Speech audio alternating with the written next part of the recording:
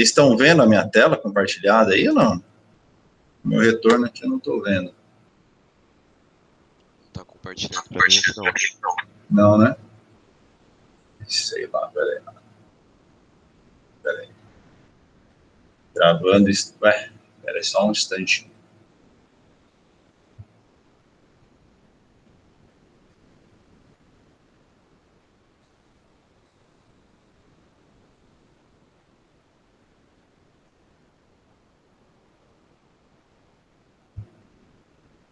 Ah, agora sim, né?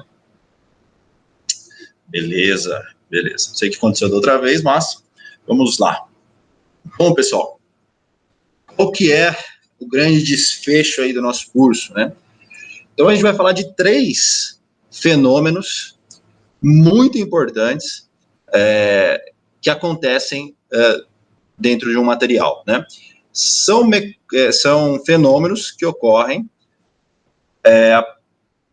e eles vão gerar mudanças na microestrutura desse material e, portanto, nas propriedades desse material, tá? Que fenômenos são esses? Recuperação, recristalização e crescimento de grão, tá? Os 2 primeiros aí são fenômenos que a gente chama de fenômenos termomecanicamente ativados. O que isso significa? Significa que, para que ocorra recuperação e recristalização, você precisa de 2 coisas, tá? Deformação plástica prévia no material, ou seja, você precisa, digamos assim, colocar dentro do material ou armazenar dentro do material uma energia, e essa energia ela vem da deformação plástica, tá? Sempre que eu deformo plasticamente o material, mais ou menos ali 90% da energia é transformada, né, a gente fala transformada em calor, mas na verdade é usada para aumentar a temperatura, né? E 10% fica armazenado dentro do material na forma de defeitos, especialmente as discordâncias. Então, para que ocorra a recuperação e a recristalização, você precisa de um combustível, né? O nome técnico para esse combustível é o que a gente chama de força motriz, tá? Então, a força motriz para a recuperação e para a recristalização é a deformação plástica, né? E aí, o que gera esses fenômenos é temperatura. Então, você precisa de deformação plástica prévia e depois temperatura. Essas 2 coisas combinadas geram o que a gente chama de recuperação e recristalização no material. O crescimento de grão, ele não depende de uma deformação prévia, né? É um fenômeno que depende apenas de temperatura. Então, a gente vai discutir eles aqui nessa nossa última aula, tá? Opa, deixa eu só... Tinha um slide aqui que eu coloquei, mas ele está oculto. Deixa eu corrigir esse problema aqui, só um minutinho.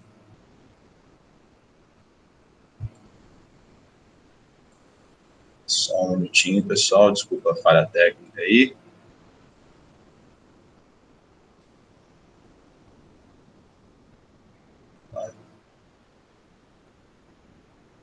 Ok.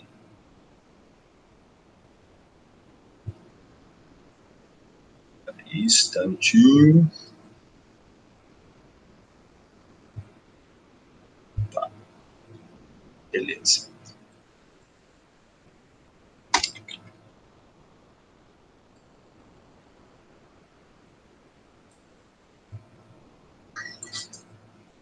Muito bem.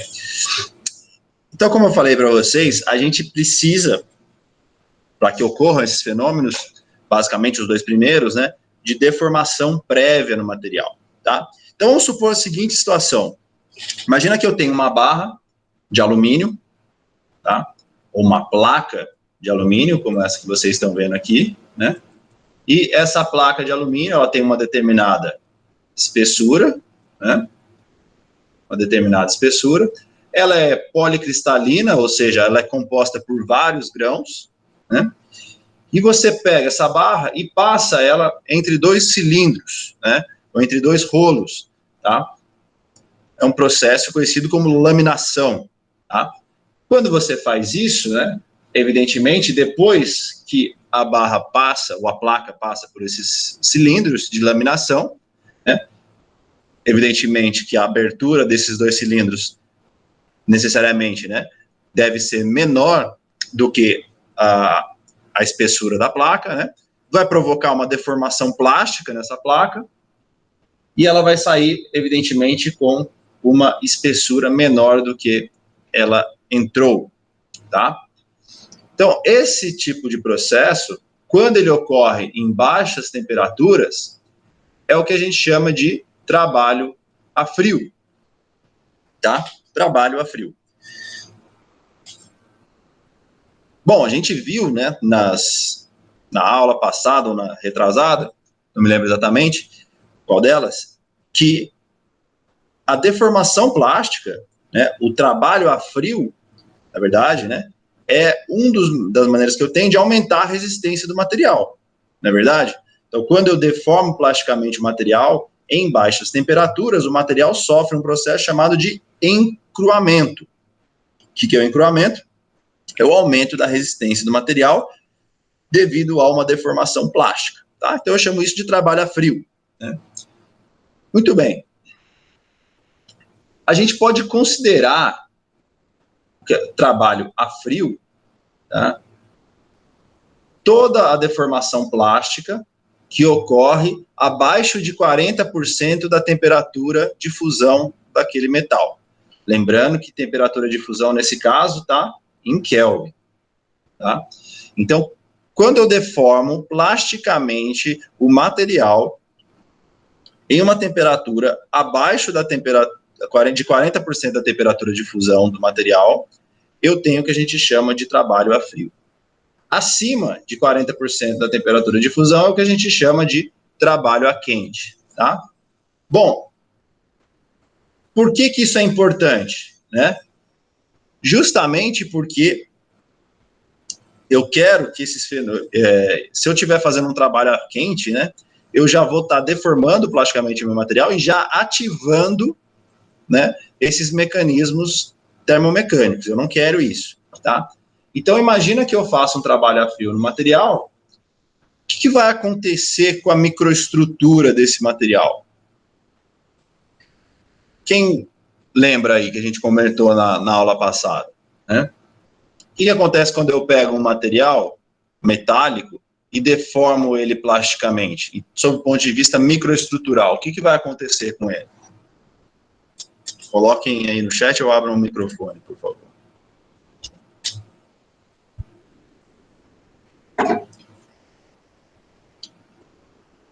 Então, imagina que eu tenho um material metálico, uma placa, ele... Vamos lá, algumas respostas aí. Deforma ele plasticamente. O que acontece do ponto de vista microestrutural? O Natan falou, ele fica mais resistente.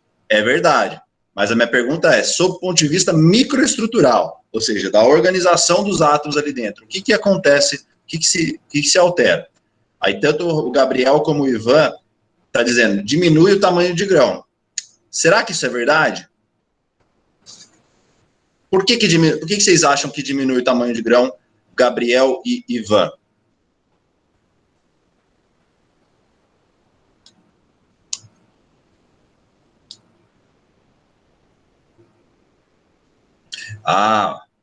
O Redner aí deu uma resposta importante, que foi que a gente viu na aula passada.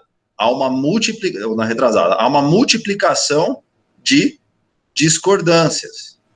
Há uma multiplicação de discordâncias. Então, essa é a primeira coisa, né?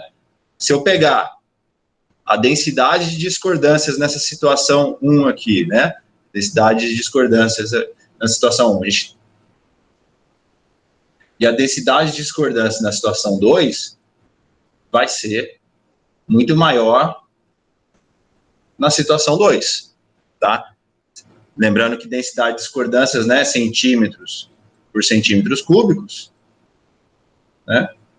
Então, a densidade de discordâncias depois da deformação plástica é maior do que a densidade de discordâncias antes da deformação plástica, né? Então, a deformação plástica é um mecanismo de aumento de resistência, né? Um aumento da quantidade de discordâncias é um mecanismo de aumento de resistência, que a gente chama de encruamento, né? Muito bem. Então, encruamento é um fenômeno, né? E o trabalho a frio, que gera o encruamento, é o processo, né? Então, eu tenho um processo de trabalho a frio que gera um fenômeno chamado de encruamento. O que é o encruamento? É o aumento da resistência mecânica do material devido a um trabalho a frio que vai multiplicar a quantidade de discordâncias dentro do material, né? Então, lembra da analogia que a gente fez? Quanto mais discordâncias eu tenho dentro do material, mais resistente ele é. Com aquele asterisco, né? No material real, né? Lembrando que na teoria, se o material não tivesse discordâncias, ele seria muito resistente. Tá legal? Muito bem. Como a Tainá falou, vai haver deslizamento de discordâncias, é verdade, e esse deslizamento de discordâncias, quando a discordância se movimenta dentro do material, ela interage com outros defeitos e elas vão se multiplicar. Perfeito. Então, ok. Agora, uma outra coisa que acontece é um alongamento dos grãos, tá? Então, tanto o Ivan como o Gabriel disseram que há uma diminuição de tamanho de grão, mas não há. O que há é um alongamento dos grãos, né? Então, os grãos que eram mais, que a gente chama de equiaxiais, né? Eles têm um fenômeno mais, tem uma geometria mais esférica, né? Não é uma esfera, né? Mas os grãos que têm uma geometria mais esférica ficam mais alongados, né? Por quê? Porque há nessa movimentação de discordâncias, né, uma acomodação desses grãos, tá, para que o material mude a sua geometria, certo? Então, como está demonstrado aqui nessa imagem, né, antes da deformação, os grãos estão mais esféricos, mais arredondados, vamos chamar assim, e depois eles ficam mais alongados. Então, essas duas coisas acontecem quando eu promovo trabalho a frio no material. Tá legal? Então, vamos ver o que acontece com as propriedades de um material quando eu aplico trabalho a frio, tá? Então, aqui, como é que eu meço, né? A gente falou isso na última aula, mas vamos de novo. Como é que eu meço a porcentagem de trabalho a frio no material, tá? Basicamente, eu tenho duas maneiras, tá? Ou eu posso fazer pela alteração da área da seção transversal, ou pelo alongamento do material. Então, vamos pegar um exemplo aqui. Imagina que eu tenho uma placa, né? Imagina que eu tenho uma placa aqui.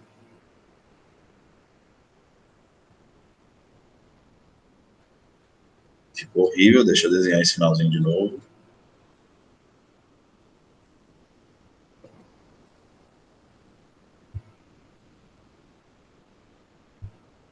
Tem uma placa, essa placa ela tem um comprimento, um L, tá? Um L inicial. E ela vai ter uma área de seção transversal, né? Que é essa área aqui, ó, né? Tá? Então, ela vai ter uma área de seção transversal inicial. Se essa placa passa por um processo de laminação, né? Então, eu vou ter que o ΔL, ou seja, comprimento final menos o comprimento inicial, dividido pelo comprimento inicial, né? Isso vezes 100, né? Isso aqui é igual a porcentagem de CW, né? CW, trabalho a frio, cold work, certo? A outra maneira que eu tenho, né, é pela área, tá? Então, eu tenho que 100 vezes variação da área, lembrando que aqui, né, a variação da área vai ser ao contrário, né, quer dizer, a área vai tender a diminuir, tá? A área vai tender a diminuir.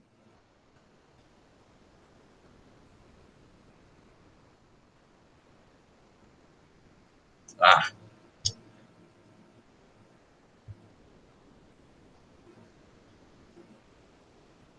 Então, aqui, variação em área pela área final vai ser igual a porcentagem de trabalho a frio. Opa, trabalho a frio, tá?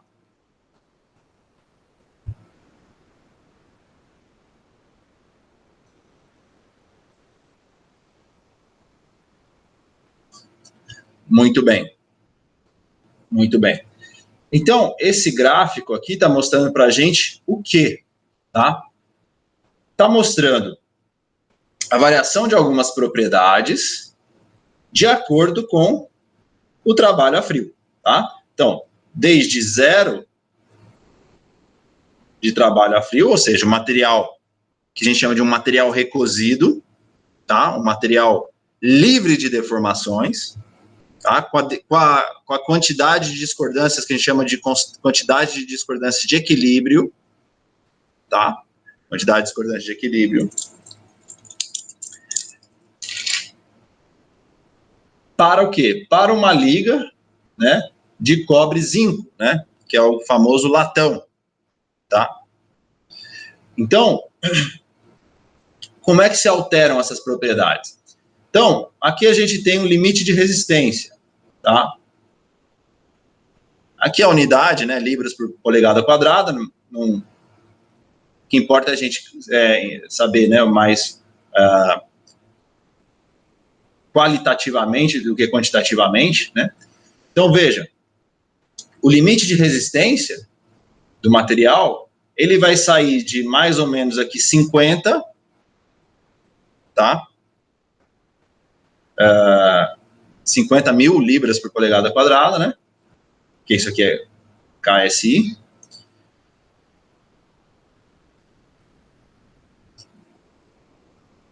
E se eu aplico 25% de trabalho a frio, ou seja, eu pego uma placa, uma barra, tá? Que tem, por exemplo, né?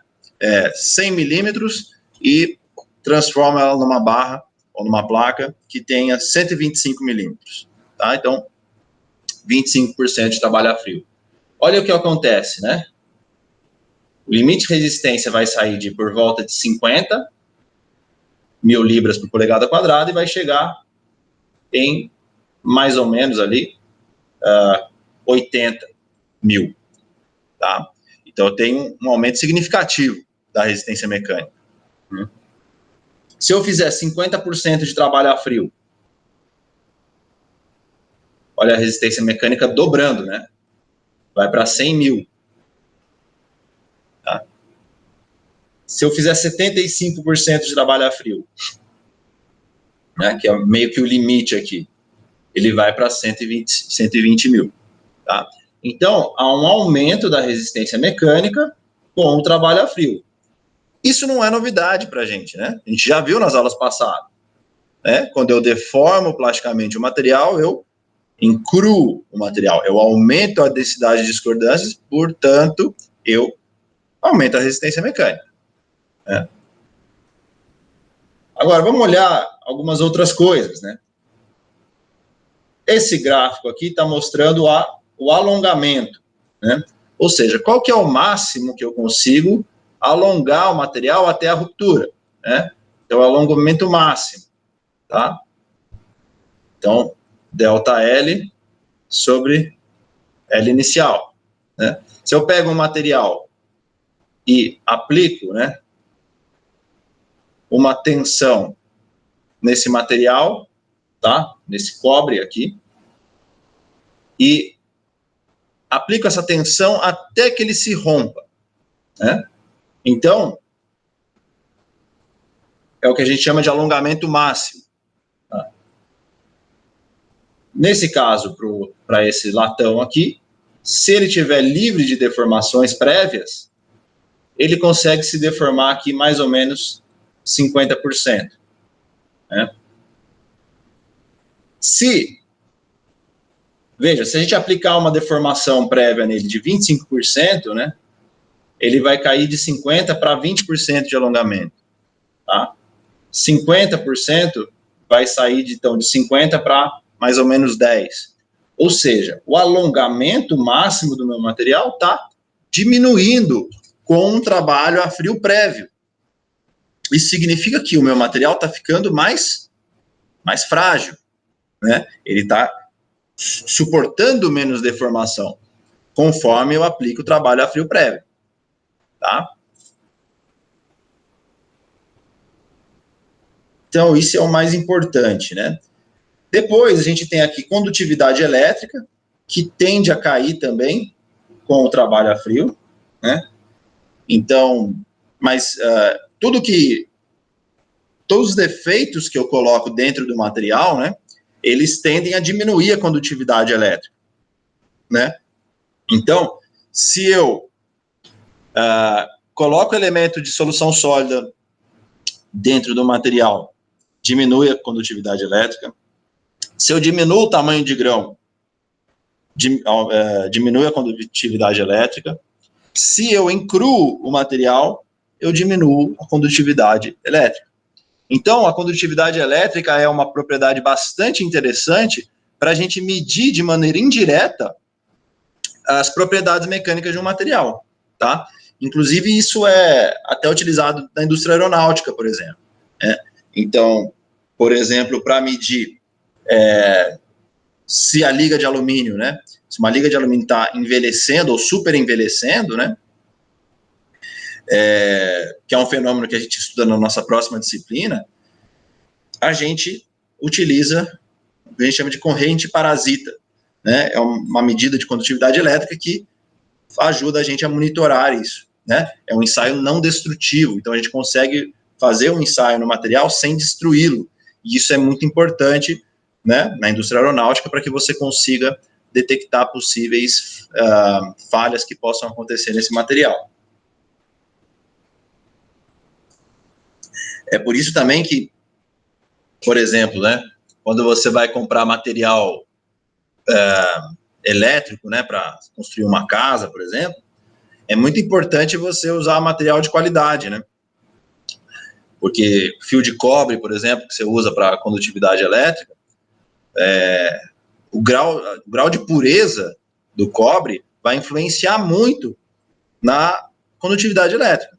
Então, você compra um fio de cobre ali, uma qualidade mais duvidosa, ele pode ter uma quantidade de contaminantes, né? Ele pode ser, sei lá, um cobre com um grau de pureza mais baixo, e no final você vai ter, então, uma condutividade elétrica mais alta, né? Ou seja, você vai estar instalando uma resistência na sua casa, ao invés de você vai estar aquecendo a sua casa, né, com a fiação, né? Então, vale a pena, às vezes, especialmente, né, quem for construir uma casa para ficar mais tempo, né, na verdade sempre, né, falando besteira aí, vale sempre a pena, né, você, mas especialmente, né, se você tem o objetivo de ficar numa casa mais tempo, você construir com, por exemplo, fiação de cobre de alta qualidade, para garantir uma condutividade elétrica melhor, né? Consequentemente, você vai gastar menos energia elétrica, tá? Muito bem, mas e o tamanho de grão? Olha só, o tamanho de grão não se altera significativamente com a deformação, tá? Plástica. Então, veja, o tamanho de grão, o grão, na verdade, ele vai mudar a sua forma, ele vai ficar mais alongado, tá? Mas ele não altera o seu tamanho médio, tá? Por quê? Veja, antes da deformação, né? Como é que a gente mede o diâmetro de grão, né? Então a gente pega, vamos imaginar que a gente está pegando uma área aqui, né? Então, o que a gente vai ter... vou fazer um desenho um pouquinho maior aqui, só um pouquinho. Como é que a gente mede o tamanho de grão? A gente pega uma região do material que a gente quer analisar, né? E aí a gente vai pegar vários grãos dentro do material, né? E vai, a partir do centro do grão, tirar várias diagonais. Acho que eu até gente até conversou sobre isso na aula passada, certo? Várias diagonais. Então, eu faço isso em vários grãos e em várias posições dentro de um mesmo grão. Quando a gente analisa um grão deformado, como esse aqui, né?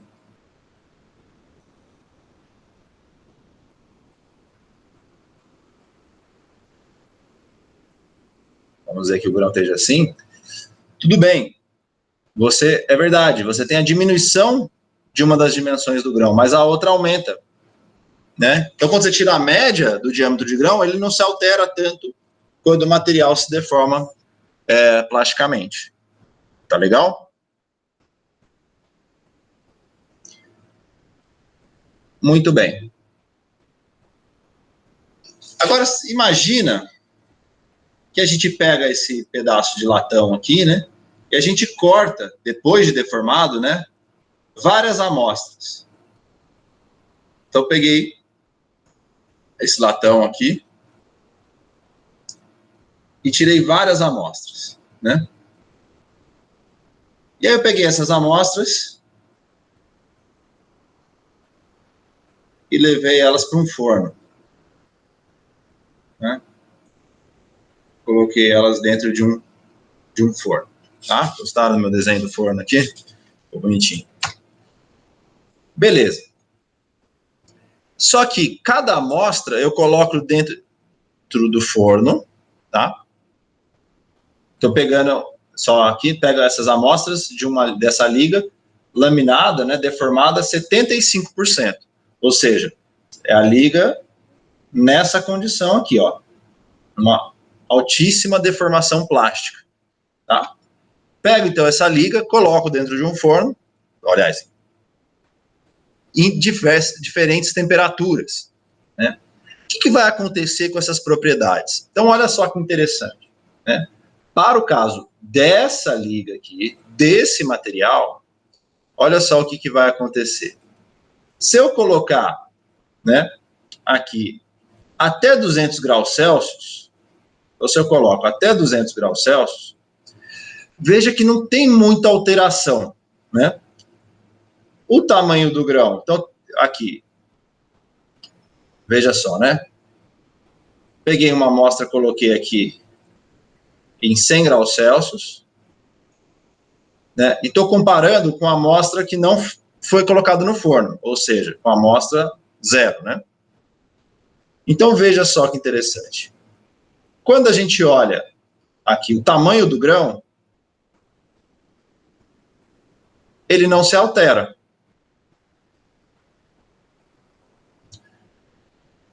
O verdinho aqui é o que mesmo? O verdinho é condutividade elétrica.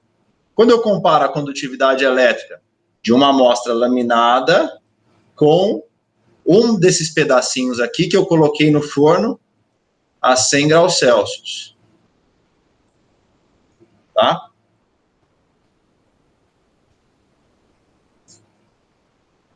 Olha o que acontece, né, com o alongamento máximo.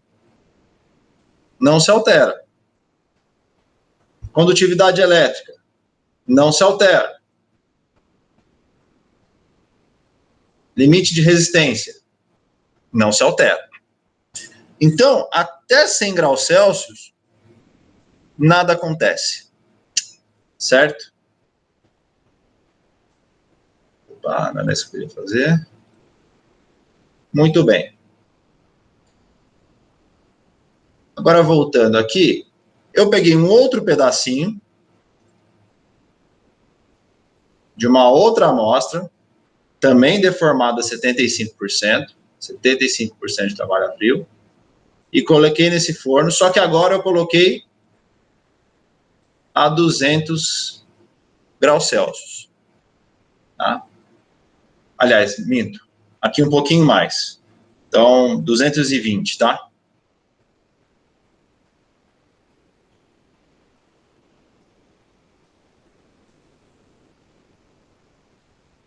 °220. Olha só o que acontece com as propriedades, né? A resistência mecânica não se altera muito, né? tamanho de grão não se altera muito, né? A condutividade elétrica aumenta um pouco, tá? Da mesma forma que o alongamento máximo aumenta um pouco, tá? Voltando aqui, pego mais uma amostra, coloco no forno novamente, só que agora vamos fazer uma coisa direita aqui, né? 240 graus Celsius. 240 graus Celsius. O que será que acontece?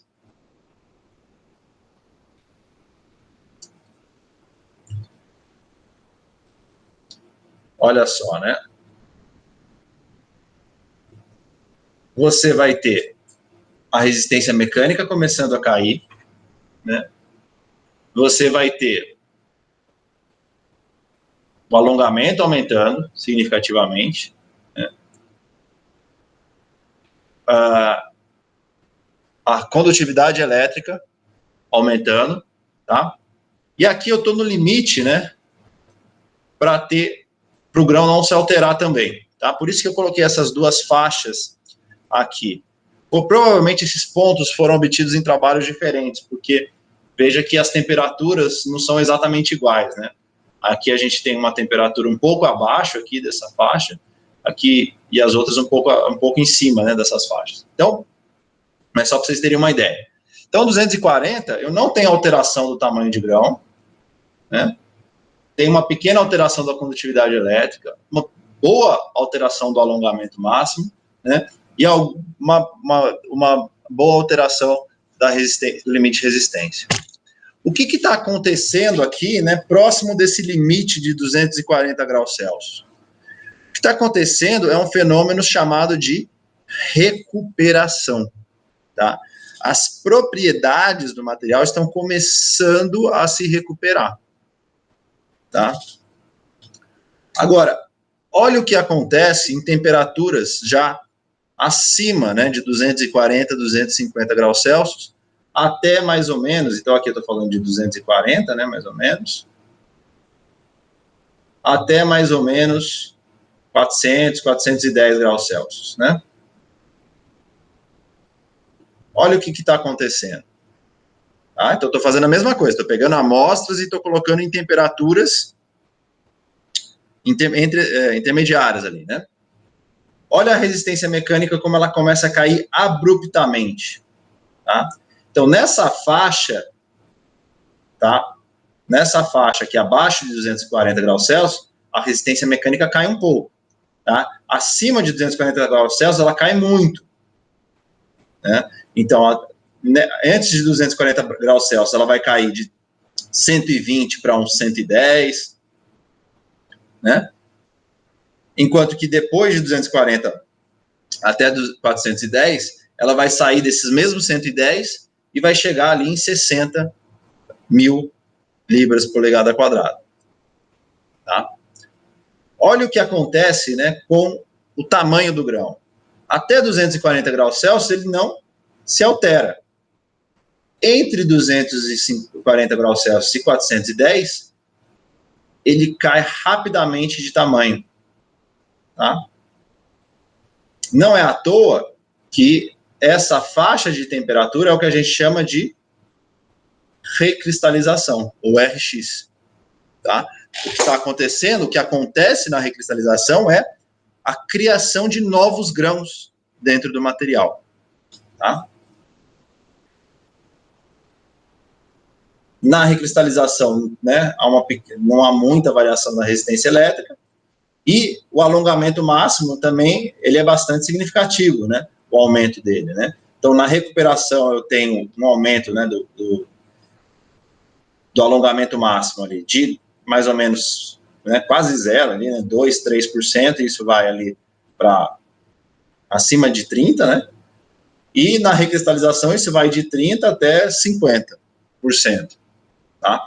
Então, veja que o que acontece, né, na recuperação, na RC e na recristalização, né? Os materiais vão alterar, o material vai alterar a sua microestrutura e, portanto, alterar suas propriedades.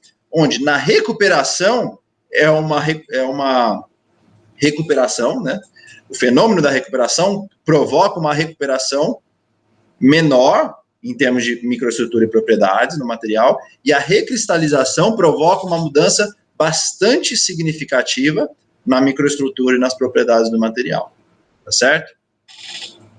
Acima de 400 graus Celsius, o que vai ocorrer, né, é sim uma alteração das propriedades, menos significativa do que na recristalização, porém, isso vai vir de um crescimento de grão, tá? GG, né? Grain Growth, tá? Crescimento de grão, muito abrupto. O fenômeno do crescimento de grão é um fenômeno que eu quero evitar no material, porque grãos, eu sempre vou querer o meu material com o menor tamanho de grão possível, tá? Salvo em algumas exceções, tá? Então, eu sempre quero evitar o crescimento de grão no material. Por quê? Quanto menor o grão do material, mais resistente ele é, né? E eu não sei se eu comentei isso na aula passada com vocês, mas isso é importante. A diminuição do tamanho de grão é o único mecanismo de aumento de resistência que aumenta a resistência mecânica do material sem prejudicar a tenacidade, ou até às vezes melhorando a tenacidade do material, tá?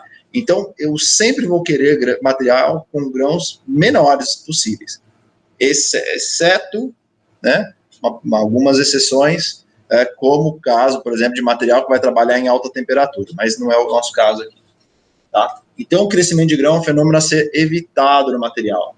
Mas a recristalização, eventualmente, ela é favorável, né? Inclusive, por exemplo, nas indústrias siderúrgicas, né, quando você faz uma laminação de uma placa a quente, ocorre justamente o que a gente chama de recristalização dinâmica. O material vai se deformando e já vai recristalizando. E por que isso é importante? Porque você provoca uma diminuição do tamanho de grão original. Então, veja só que você tem, no processo de recristalização, uma diminuição do tamanho de grão do material. Então, diminuição de tamanho de grão é uma coisa que eu quero. E como é que eu faço a diminuição do tamanho de grão de um material? Deformo ele plasticamente e provoco uma recristalização. Quando eu deformo plasticamente um material e provoco uma recristalização, o tamanho de grão médio do meu material tende a diminuir, tá? Então, esse é um recurso muito utilizado nas empresas, nas indústrias, para ter um material com grãos menores, tá? E, portanto, um material mais resistente, tá?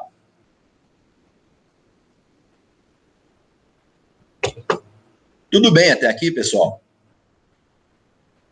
Tá claro isso? Sei que é muita informação, mas tá claro isso?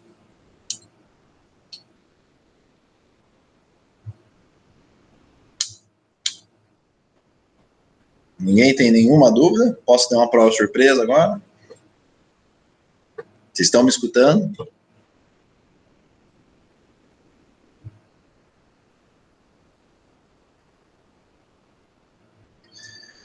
O Ivan fez uma pergunta aí.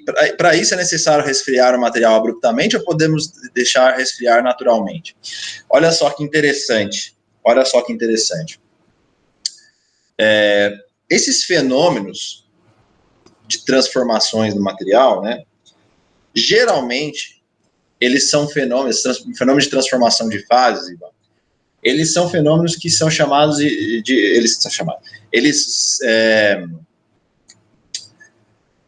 eles seguem um comportamento, né, que a gente chama de comportamento em S, tá? Então, eles são, sim, dependentes do tempo, mas da seguinte forma, tá? Eles seguem um comportamento da equação de Avram, que a gente chama, né? Então, nucleação e crescimento, né? Então, vamos imaginar que você está analisando uma propriedade qualquer aqui, né? Por exemplo, vamos imaginar porcentagem de recristalização, né? Porcentagem do material que foi recristalizado.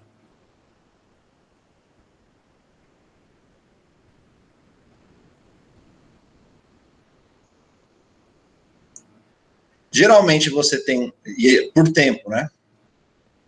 Geralmente você tem um tempo que a gente chama de tempo de incubação, ou seja, um tempo onde nada acontece. Depois, o fenômeno tem esse comportamento em S, onde ele tem três estágios, né? Um início mais lento, um crescimento exponencial e depois um patamar, tá? Então, esses três estágios, então, nesses exemplos que eu estou trazendo aqui para vocês, né? O que a gente está considerando é que o tempo deixado foi suficiente, né? Para que o material já tenha obtido esse patamar. Então, claro que se você pegar, vamos pegar o exemplo aqui, né?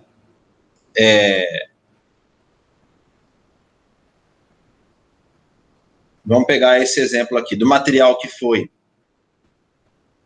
deformado plasticamente, né? 75%. Aí eu coloquei no forno a 300 graus Celsius, certo? Então, o que esse gráfico está mostrando para a gente? Que o tamanho do grão saiu de um determinado tamanho e diminuiu, né? Foi para um tamanho menor. Só que é claro que se eu deixar no forno a 300 graus Celsius por 1 segundo, esse fenômeno não vai acontecer. Eu não vou atingir nem o tempo de incubação aqui. E se eu deixar 3 segundos, 10 segundos, isso significa que parte do material vai ter sido recristalizado e parte do material não vai ter sido recristalizado. Ou seja, todos esses fenômenos dependem de tempo, dependem de cinética.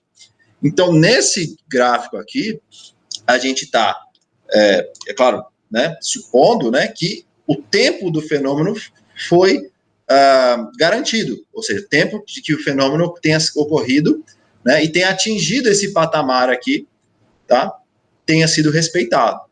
Ou seja, depois de muito tempo, a princípio, pouca coisa vai acontecer no material, tá? Claro, você fala, se eu deixar 5.000 anos lá, não vai acontecer nada? Vai, tá? Mas, a princípio, você já atingiu esse patamar aqui. Ou seja, resfriar ele abruptamente, resfriar ele ao ar, resfriar ele ao forno, vai mudar muito pouca coisa, né? Então, não faz muita diferença resfriar ele abruptamente, neste caso, não faz muita diferença resfriar ele abruptamente ou resfriar ao ar, por exemplo, tá? Não faria muita diferença, certo? Então, é parecido com, por exemplo, o processo de revenimento em aços, né?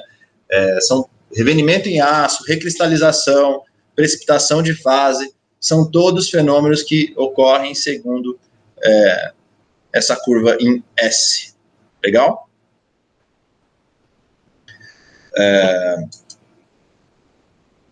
De nada, imagina. Mais alguém? Mais alguma dúvida? Podemos avançar?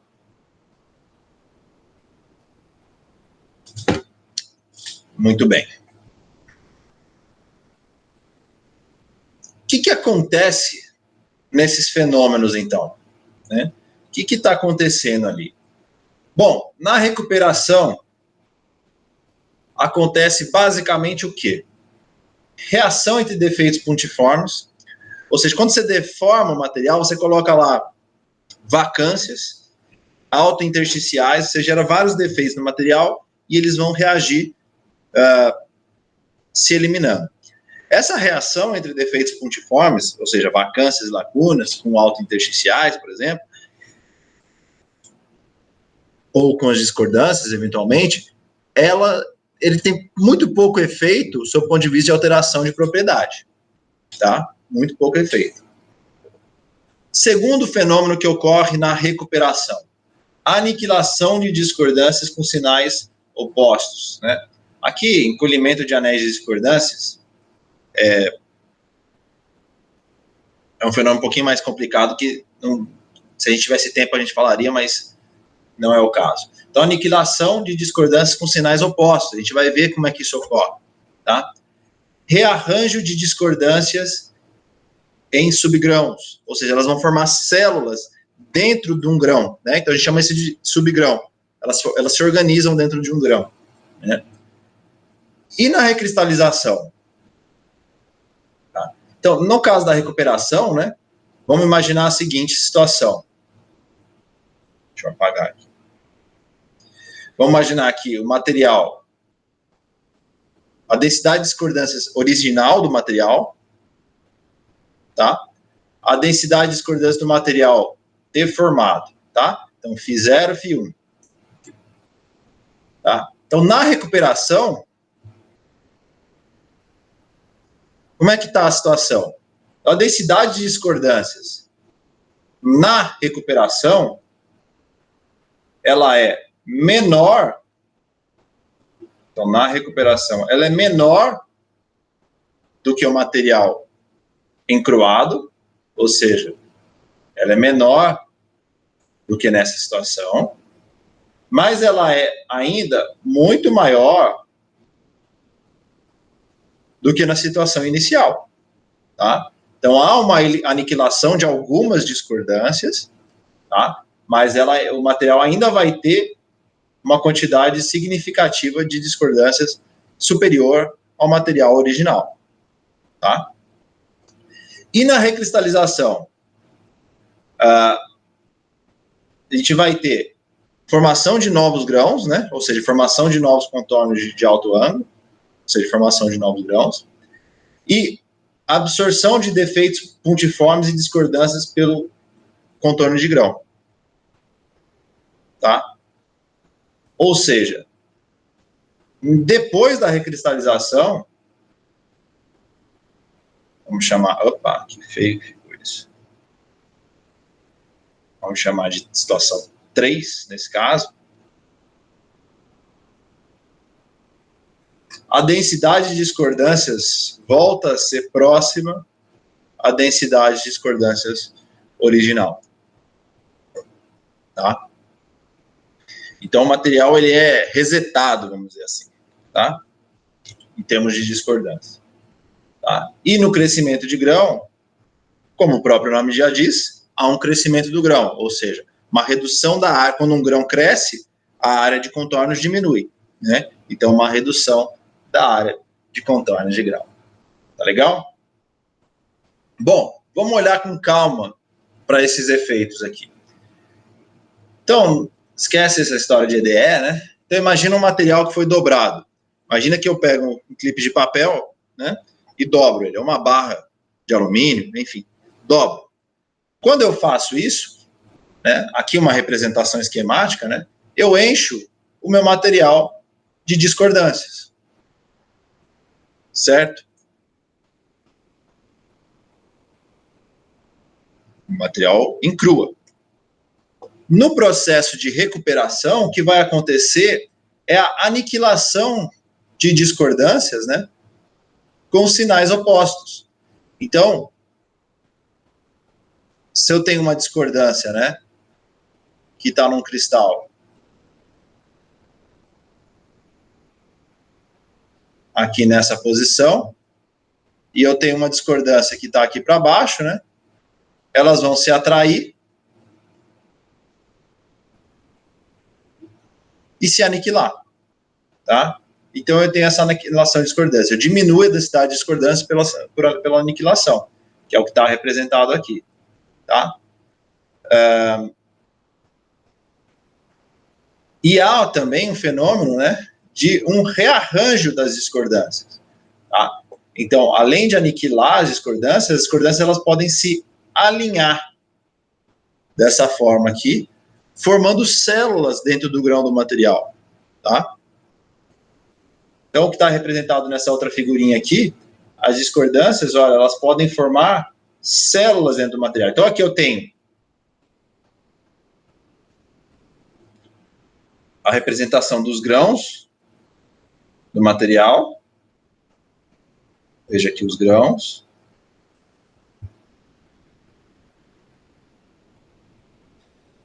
E dentro desse grão está cheio de discordância, né?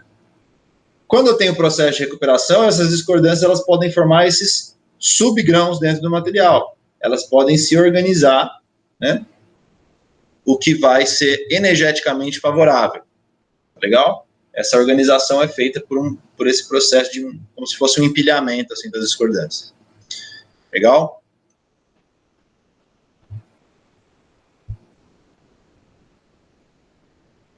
Aqui eu não vou passar por esse gráfico, né? Então, olha só. Aqui a gente tem uma micrografia, né, uma imagem, por microscopia eletrônica de transmissão, né, de uma amostra de alumínio que foi recuperado, tá? Então, o que vocês estão vendo aqui são justamente discordâncias, né, formando esses arranjos dentro de um grão. Por que elas fazem isso, né? Porque isso diminui a energia dentro do material, né? Só a discordância dentro de um material, ela quando o material é deformado, o material está encruado e a densidade de discordância está muito alta, isso significa que o material está com muita energia, né, daquele processo de deformação acumulado dentro dele. Quando as discordâncias se aniquilam e quando elas se reorganizam dessa forma, formando essas células, o material diminui a sua energia interna, tá? E isso é favorável, né? Na natureza, as coisas tendem a ir para a situação de menor energia, né? Veja, o que a gente chama de força motriz para o processo de recuperação. O que é força motriz mesmo? Força motriz é o combustível, vamos dizer assim, do processo de recuperação, é a diminuição da energia elástica gerada ou armazenada dentro do material pela presença de uma quantidade muito alta de discordâncias. Então, essa diminuição dessa energia é a força motriz para o processo de recuperação. Tá legal?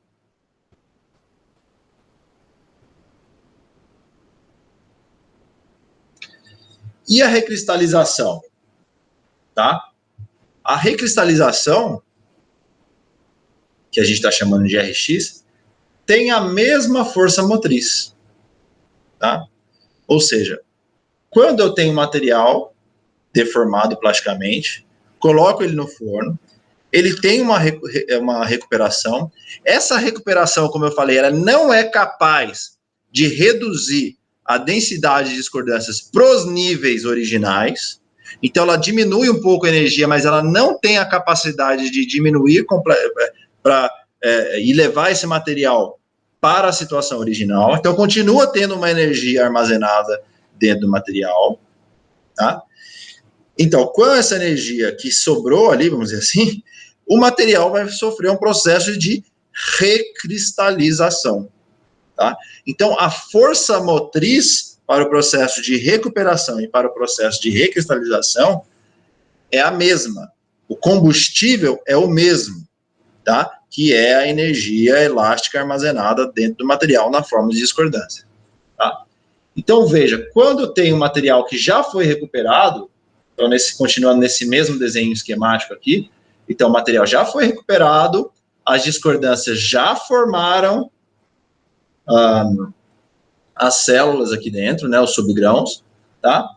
E eu continuo fornecendo energia térmica, tá? Para que isso ocorra. O material, eventualmente, sofre um processo de recristalização, ou seja, novos grãos são formados, tá? A partir do grão deformado. Vários grãos são formados em vários pontos diferentes do material. Como tem muita energia ali, tem vários pontos para gerar esses novos grãos. E esses novos grãos, como são formados em vários pontos, eles têm um diâmetro médio menor do que os grãos originais. Tá? Então, o grão diminui no processo de recristalização. Tá? Bom, e se eu aumentar a temperatura? Tá? Se eu aumentar a temperatura, eu vou para um processo de crescimento de grão. tá? Então, depois da recristalização, ou não preciso necessariamente ter tido uma recristalização, tá? Lembrando que o crescimento de grão não precisa de uma deformação plástica anterior. Então, se eu tive recristalização ou não antes, não importa. Se eu deixar o material dentro de um forno, o grão começa a crescer. Então, o crescimento de grão não tem aquele comportamento em S, tá? O crescimento de grão é um fenômeno que acontece, né, a princípio, até você ter um material monocristalino, se você deixar um tempo infinito lá, tá? Por que o grão cresce? Então, veja que a força motriz para o crescimento de grão, né, combustível do crescimento de grão, a causa do crescimento de grão, é a redução da energia dos contornos de grão. Todo contorno, toda separação de fase gera uma energia de superfície, né? Por que a bolha de sabão tem um formato esférico?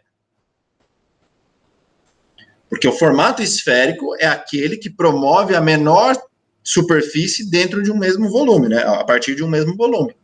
Então, por isso que a bolha de sabão tende a ficar com formato esférico, tá? Para diminuir a área de superfície para o mesmo volume. Nos materiais, os grãos têm a mesma coisa. O contorno de grão é uma região de defeitos do material, portanto, é uma região energética. Se você aumenta o tamanho de grão, você diminui a área de superfície de grão. E isso é energeticamente favorável, isso é energeticamente interessante para o material. Tá? Então, a força motriz para a redução, para o aumento do tamanho de grão, é a redução da área de contorno. Tá legal? Agora, olha só que interessante, né? Por que a recuperação e a recristalização... Desculpa. Por que a recristalização e a diminuição e o crescimento de grão, por que a recristalização e o crescimento de grão ocorrem em temperaturas maiores do que a recuperação? Quem conseguiria me responder isso? Por que eu preciso de temperatura? Vou mudar um pouco a pergunta. Por que eu preciso de temperatura para que esses fenômenos aconteçam?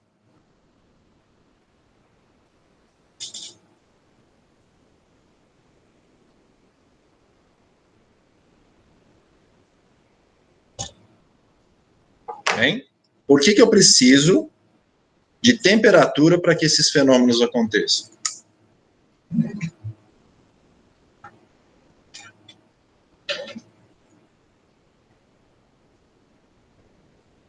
Vamos lá, pessoal, está acabando já. Sei que vocês estão cansados, última aula do semestre, mas vamos lá, é importante. Por que eu preciso de temperatura para que esses fenômenos aconteçam?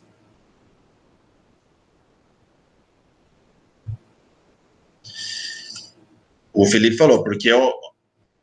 Vamos lá. As respostas foram em escala, né? No sentido de se aproximar da resposta, né? O Felipe falou, porque aumentando a temperatura, aumenta a energia. Perfeito. Aumentando a energia, olha só, uma resposta, parece que vocês combinaram, né? Porque uma resposta está complementando a outra. Então, o raciocínio é exatamente esse. O Felipe falou, porque aumentando a temperatura, aumenta a energia, né? Vamos lá, se o Felipe, o Taik e o Ivan tivessem respondido dessa maneira numa prova, por exemplo, né? Somente o Ivan teria recebido talvez a nota completa, porque ele que chegou no ponto final. Tanto o Felipe como o Taik foram até a metade do caminho. Mas, de qualquer forma, as respostas são complementares aí. Uma resposta completa e perfeita envolveria a resposta dos três, tá? Então, vamos lá, o Felipe colocou, porque aumentando a temperatura, aumenta a energia. Beleza. E o aumento da energia gera o quê? Maior vibração atômica. É verdade. Maior vibração atômica gera uma maior movimentação dos átomos dentro do material. Então, o processo, né, de recristalização e crescimento de grão, principalmente, né, envolve a recuperação também, mas principalmente esses últimos dois envolvem uma intensa movimentação atômica dentro do material. Os átomos precisam se mover. Imagina que para você criar um novo grão, quantos átomos não precisam se rearranjar? Todos, né, praticamente. Todos os átomos do material vão ter que se rearranjar para formar um novo material, entre aspas, né, uma nova configuração atômica dentro do material. Olha o tanto de átomo que tem que se movimentar. Na recuperação, há uma movimentação atômica também, é verdade, mas muito menos intensa e significativa do que para a recristalização e para o crescimento de grão. Como é que é o nome da movimentação atômica mesmo? Qual é o nome técnico dessa movimentação atômica?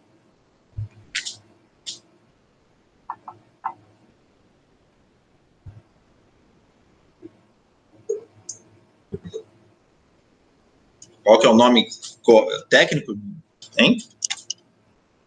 Quem me ajuda aí? Difusão. Exatamente, difusão, Gabriel e Ivan, exatamente. Certo? Muito bem. Aqui, só para vocês terem uma ideia, né, da dependência, né, da dureza, de acordo com a temperatura. Então, isso aqui basicamente é um material que foi encruado, bastante encruado, tá? E passou por processos, e passou por tratamentos térmicos em diferentes temperaturas, tá? Então, o que acontece, né? E aí foi medida a dureza depois desses tratamentos térmicos. Então, o que acontece durante a recuperação, tá? Durante a recuperação, eu tenho uma pequena alteração na resistência, na dureza, né? Então, basicamente, o que a gente fez no experimento anterior, né? Pegou o material, deformou pra caramba, cortou ele em vários pedaços, levou para um forno, para vários fornos, vamos dizer assim, né? Em diversas temperaturas diferentes. O que acontece com a dureza desse material, né? Então, tratamentos que a gente chama de isocrônicos, né? Ou seja, todos deixou no forno ao mesmo tempo. Todas as amostras ficaram no forno ao mesmo tempo. Então, veja, na recuperação, há uma diminuição da dureza, né? Na faixa de temperatura onde ocorre a recuperação, você vai ter uma diminuição da dureza, mas é pequena, né? Ou seja, você diminui um pouquinho a densidade de discordâncias, elas se rearranjam, mas eu tenho uma pequena diminuição da dureza. Se eu estou trabalhando na faixa de recristalização, a diminuição da dureza é mais significativa, né? Já na faixa de crescimento de grão, a diminuição de dureza vai sendo mais suave também. Então, lembrando, né, grãos maiores, menos resistência, menos dureza. Então, o crescimento de grão gera uma diminuição da dureza, mas não tão significativa como a recristalização. Tá claro?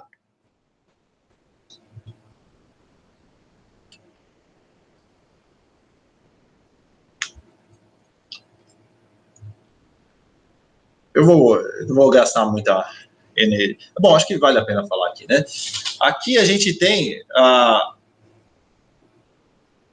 uma informação importante nesse gráfico, né? Que mostra a seguinte coisa. Qual é a temperatura de recristalização de um material, né? Onde você vai ter o fenômeno da recristalização mais proeminente, né? Então, aqui é a temperatura de recristalização de um ferro trabalhado a frio, né? Para um ferro trabalhado a frio. Então, veja, quanto eu tenho um trabalho a frio nessa amostra de ferro, né, de 70%, a temperatura de recristalização desse material vai ser na faixa aqui de quase 500 graus Celsius. Né? Agora, repara que conforme eu vou diminuindo o trabalho a frio do material, a temperatura de recristalização vai aumentando. Né? A temperatura de recristalização vai aumentando, até que eu chego numa deformação crítica, que é mais ou menos de 5%, né? Onde eu não tenho recristalização. O que esse gráfico mostra para a gente? Duas coisas importantes. Primeiro, então, que a temperatura de recristalização mínima, né, ela é função da quantidade de trabalho a frio que eu coloquei previamente no meu material. Por quê?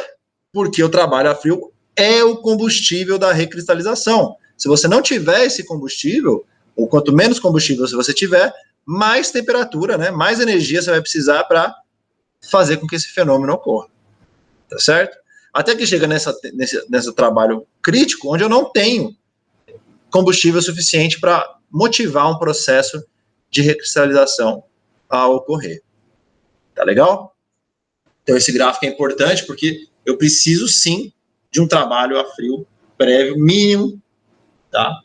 Para que ele ocorra. Então, mostrando, então, claro que, ou provando, né, ou demonstrando que o trabalho a frio, a energia armazenada no material, devido a um trabalho a frio, é a força motriz que promove o processo de recristalização. Ok? Aqui a gente tem umas imagens, né, de um aço, tá? Em várias situações diferentes. Então, nessa situação A aqui, é o aço deformado, trabalhado a frio, severamente trabalhado a frio. Então, repara que você tem grãos extremamente alongados, o material deve estar cheio de energia elástica ali, tá? Muita energia armazenada. E aí, várias outras imagens em vários estágios diferentes do processo de a recuperação a gente não consegue enxergar, né? Não é tão fácil, a gente não consegue enxergar por microscopia óptica ou por mesmo microscopia eletrônica de varredura, a gente não consegue enxergar porque a recuperação, ela é um fenômeno que envolve, lembra, aniquilação de discordâncias, reorganização de discordâncias, e eu só consigo observar discordância em microscopia eletrônica de transmissão. Tá? Então, a gente não consegue observar muito facilmente o processo de recuperação. A gente consegue medir, né, por ensaios de dureza, condutividade elétrica, mas não por imagens é muito mais difícil. Tá?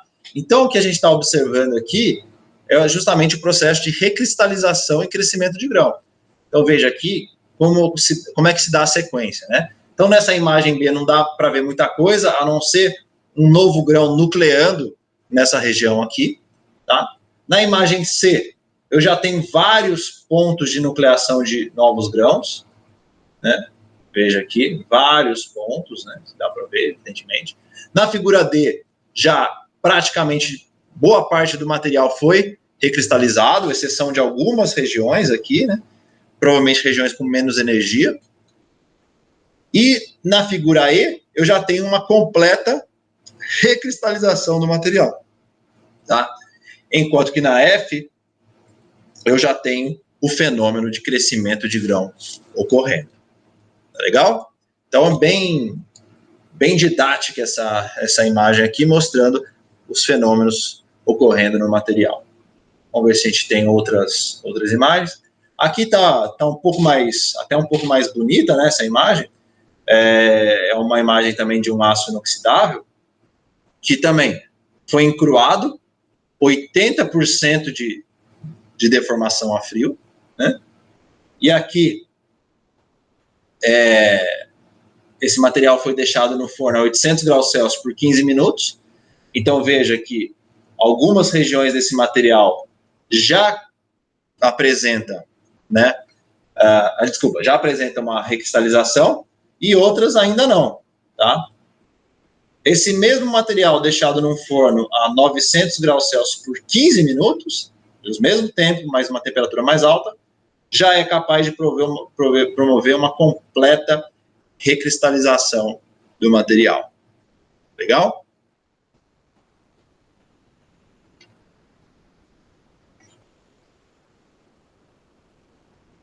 Aqui é a mesma coisa, né? O latão, só que aqui mostrando o latão, o processo de crescimento de grão do latão, né? Então aqui a gente tem nessa imagem o latão completamente recristalizado. Então você vê que os grãos são bem menores aqui, né? Já nessa figura do meio, onde esse material foi deixado no forno por 580 graus Celsius por 15 minutos, eu já tenho um aumento do grão, né? E a 700 graus Celsius por 10 minutos, um aumento ainda maior do tamanho do grão. Tá? Então, isso bem, evidenciando bem esse processo. O Felipe fez uma pergunta importante aí, né? Com a recristalização, os grãos voltam como eram antes do trabalho a frio ou surgem novos grãos do material? Felipe, surgem novos grãos. Olha essa imagem, eu acho que ela ajuda a responder a sua pergunta, né? Veja só, isso aqui é um aço inoxidável que foi encruado. Então, olha aqui, a gente mal consegue ver os contornos de grão. Esse material está tão deformado, 80% de deformação é muita coisa, né?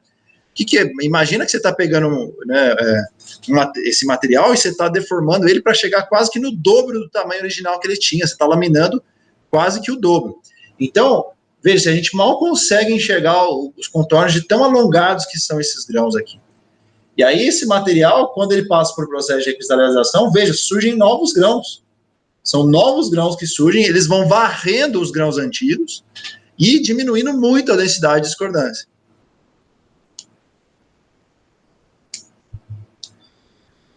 O Felipe, então ele basicamente continua com o tamanho depois. Como assim? Não entendi a sua última colocação aí, Felipe. Mas se eu entendi, não sei se eu entendi direito, mas se eu tiver entendido direito, não. O tamanho do grão diminui. Não, tipo, o tamanho do material. Porque a chapa, ela tem um tamanho inicial, depois o trabalho a frio, ela aumenta, tá. né? Não, o tamanho quando o material passa para o tratamento térmico de recristalização, o tamanho do material não se altera. O volume do material não se altera. Então, tá? Ele é só que cria novos grãos. Agora eu entendi. Só a organização dos átomos ali dentro que vai sofrer uma alteração, mas o material em si, ele não se altera. Tá legal? Muito bem. Pessoal, então, com esse tópico aí, a gente termina a nossa disciplina, tá? Se alguém tem alguma dúvida, algum ponto relacionado à aula de hoje?